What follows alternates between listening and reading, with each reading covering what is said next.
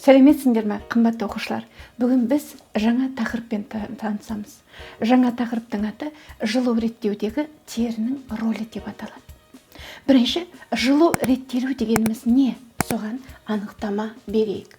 Жылу реттелу дегеніміз бұл ағзаның өз температурасын тұрақты сақтауы. Осыны біз жылу реттеу деп атаймыз. Неге тері жылу реттеудегі басты мүше болып табылады? Себебі тері арқылы 80% жылу бөлінеді, ал өкпе мен зәр арқылы 20% жылу бөлінеді. Сонда көп пайызды тері алып тұр. Сондықтан жылу реттеуде тері үлкен маңызды роль атқарады деп атаймыз. Негізінен адамдағы тұрақты температура, өзін жақсы сезінетін температура, ол плюс 18 градус Цельсий мен 22 градус Цельсийдің аралығында. Осы температурада адам өзін өте жақсы сезінеді. Ал енді адамның дене температурасы тұрақты. Біз гомотермдерге жатамыз. Гомотермді деген сөзді сендер бұл терминді білесіңдер. Себебі денесіндегі жылу реттеуге байланысты ағзалар екіге бөлінеді. Денесіндегі температураға байланысты. Бірінші, салқын қандылар, поикилотермді, және жылы қандылар, гомотермді. Біз адам гомотермді ағзаларға жатамыз. Себебі гомотермдерге құстар және сүтқоректілер жатады. Ал біз сүтқоректілер классына жатамыз. Сондықтан бізде дене температурасы тұрақты. Біздің дене температурамыз ол 36-да 6 градус Цельсий және 36-да 9 градус Цельсий. Міне, біздің тұрақты температурамыз осындай. Ал енді жоғарғы температураның шегі, адамда жоғарғы температура қандай болу керек? Бұл ең жоғарғы температура ол 43 градус, ал төменгі температура плюс 43, ал төменгі температура плюс 25 градус. Бұл жоғарғы және төменгі шек. Енді жылу реттеудегі терінің рөлінде теріде жылу реттеуге не қатысады? Жылу реттеуге қатысады тері бездері, капиллярлар. Капиллярлар дегеніміз қан тамырлары үшке бөлінген. Не істерінде бар ма? Олар артериялар, веналар және капиллярлар. Капиллярлар дегеніміз біздің денеміздегі өте ұсақ қан тамырларын капиллярлар дейміз. Осы капиллярлар және тері асты май жасушалары. Осылар теріде бізде жылу реттеуге қатысады. Енді біз мынандай нәрсеге ойланып көрейік. Біз қатты ыстықта далаға шықтық. Бізде қандай процесс болуы мүмкін? Дұрыс айтасыңдар, біз терлейміз. Біз неге терлейміз? Себебі біздің денемізде капиллярлар, біздің денеміздегі қан тамырлары, олар кеңейеді.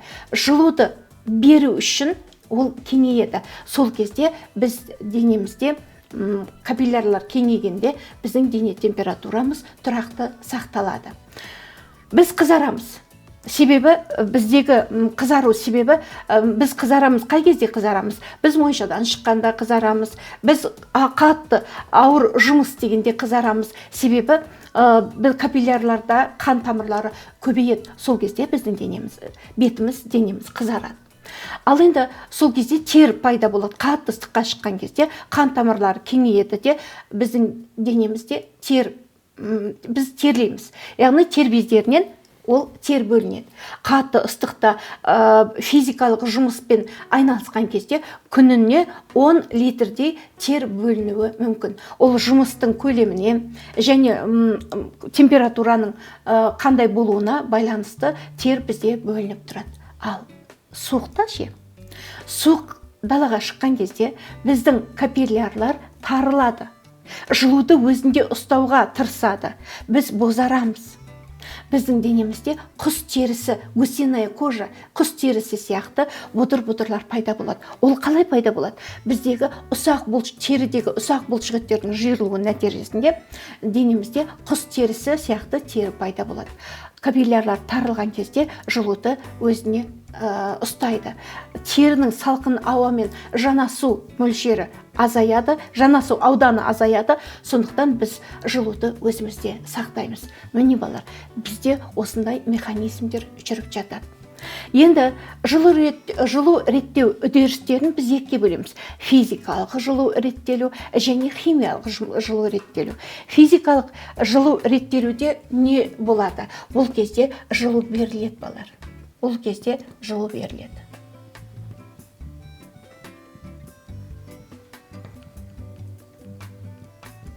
Ал химиялық кезде жылу түзіледі.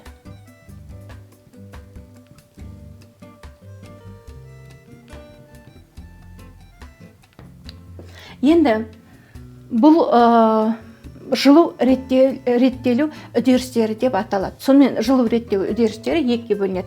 Олар физикалық және химиялық деп бөлінеді. Біздің денемізде жылуды түзетін басты мүшелер бар. Соларға тоқталайық. Жылуды түзетін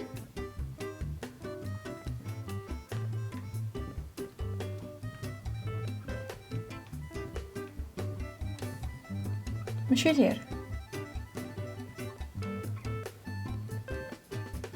Олар бұлшық еттер,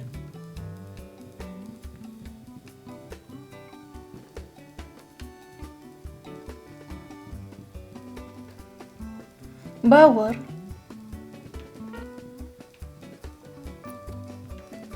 және ішек.